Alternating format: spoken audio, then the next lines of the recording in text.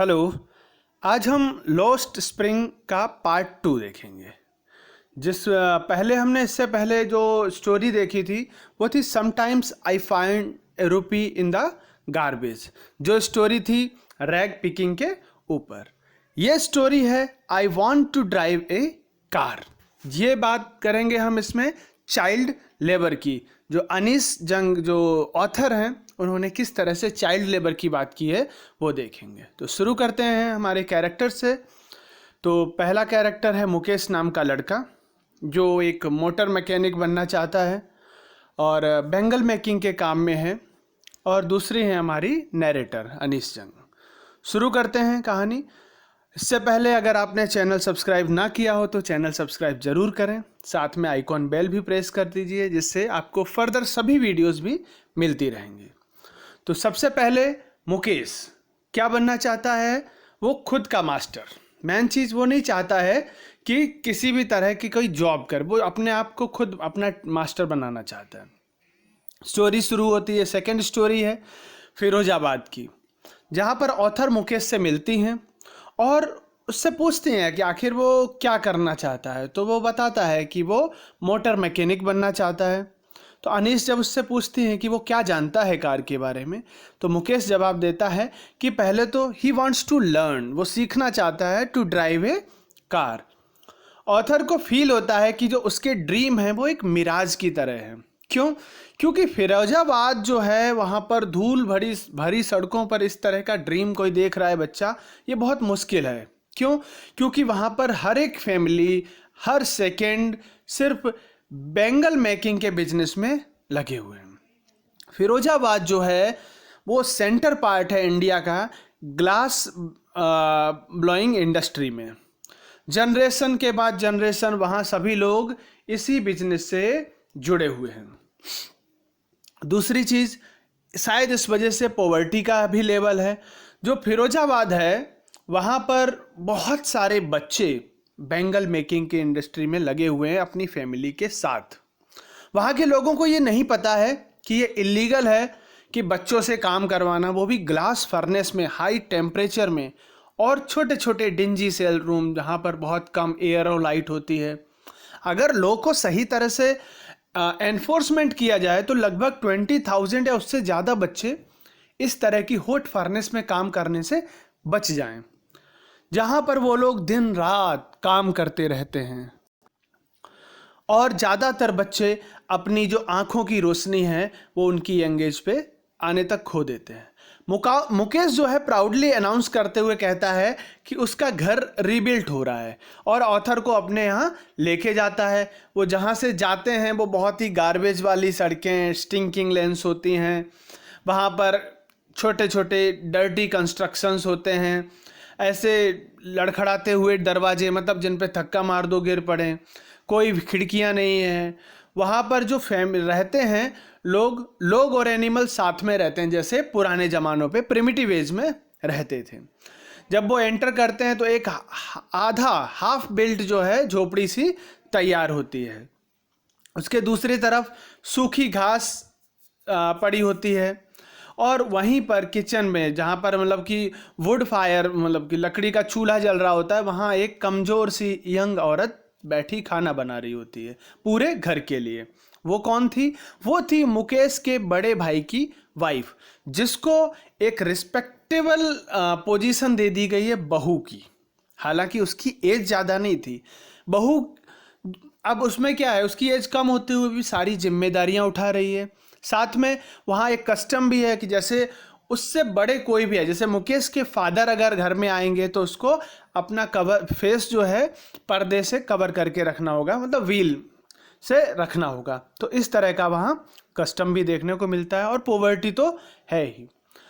ये वहाँ के लोग ज़्यादातर ऐसा मानते हैं कि गॉड ने उनको वर्क दिया। मुकेश के फादर ने पूरी लाइफ बहुत मेहनत की है और पहले वो एज ए टेलर वर्क करते थे, उसके बाद में वो बेंगल मेकर बने।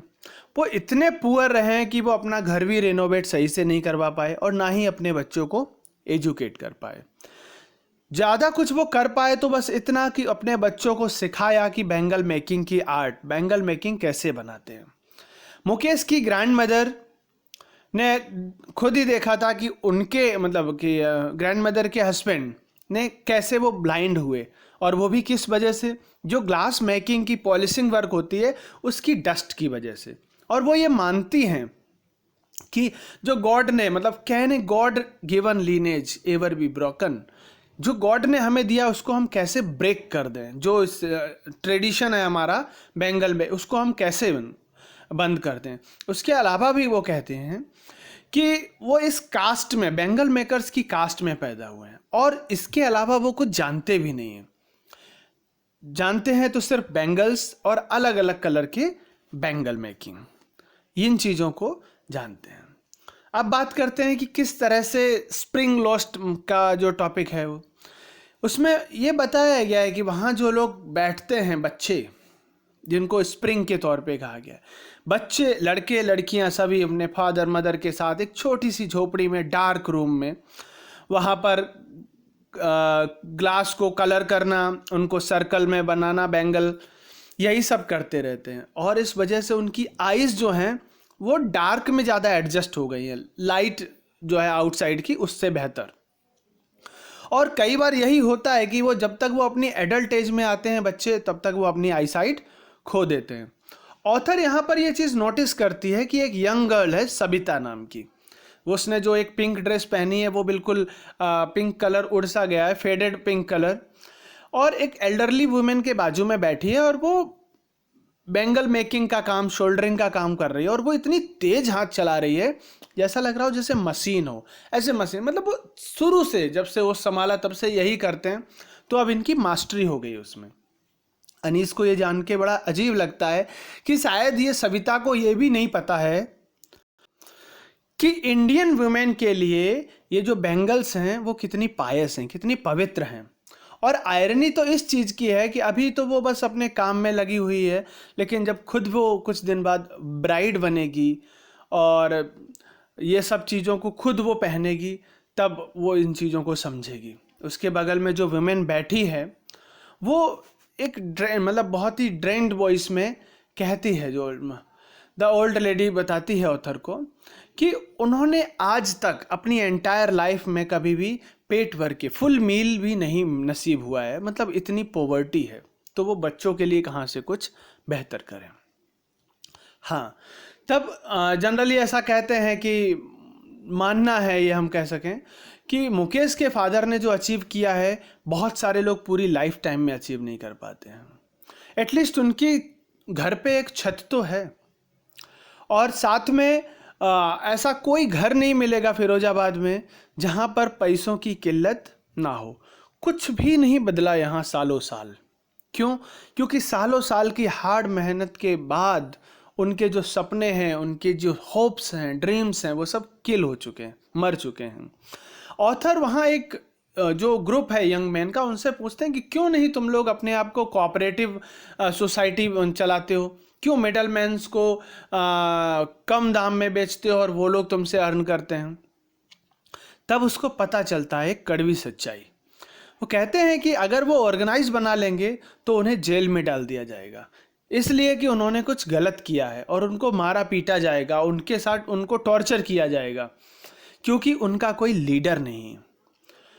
इन सब चीज़ों को जब देखती हैं औरत, तो उनको तो फील करती हैं कि इस जगह फिरोजाबाद में दो वर्ल्ड हैं।